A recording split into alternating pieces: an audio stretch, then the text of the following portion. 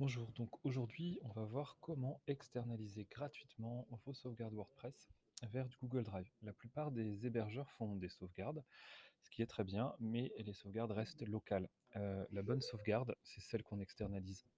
Une fois connecté à votre back-office avec WP-admin, vous arriverez donc dans le tableau de bord. Vous allez aller dans Extensions, puis Ajouter.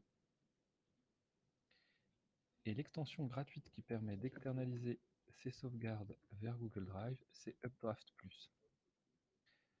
On l'installe, puis on l'active. Ensuite, on va se rendre dans Updraft Plus Réglages. Donc vous trouvez le bouton tout en haut et les réglages ici.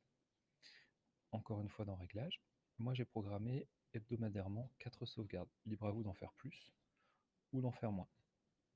L'idée c'est quand même de programmer, de vraiment pas laisser euh, cela en manuel, ce qui impliquerait que vous êtes obligé de vous connecter à votre WordPress pour effectuer vos sauvegardes. J'avais déjà fait des tests tout à l'heure avant cette vidéo, donc mon Google Drive est déjà à cocher. Il, par défaut, c'est très bien. Il prend tout ce qu'il faut pour la sauvegarde, les éléments de la base de données et les répertoires qui conviennent. Ensuite, je fais enregistrer. Et là, il va vous ouvrir une petite fenêtre pour autoriser Updraft Plus à accéder à Google Drive. Je choisis donc ce compte. Je l'autorise. Il faut bien sûr au préalable avoir un compte Google Drive, c'est évident, et être connecté idéalement avec son navigateur. Je fais autoriser Complete Setup. Et c'est tout, ma sauvegarde est prête. Quand je clique sur sauvegarde, il me demande de bien préciser qu'elles sont envoyées sur Google Drive.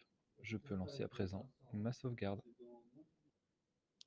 Une fois la sauvegarde terminée, vous la voyez apparaître ici. Donc il a bien sauvegardé la base de données, les extensions, les thèmes ainsi que vos fichiers envoyés. Vous pouvez restaurer en un simple clic, la supprimer et vous pouvez télécharger sur votre ordinateur, par exemple, la base de données en cliquant tout simplement sur télécharger, ou vous pouvez aussi la supprimer sur votre serveur. Comme j'en ai programmé 4, il m'en restera tout le temps 4 ici. Mais j'espère que ce petit tuto vous aura été utile.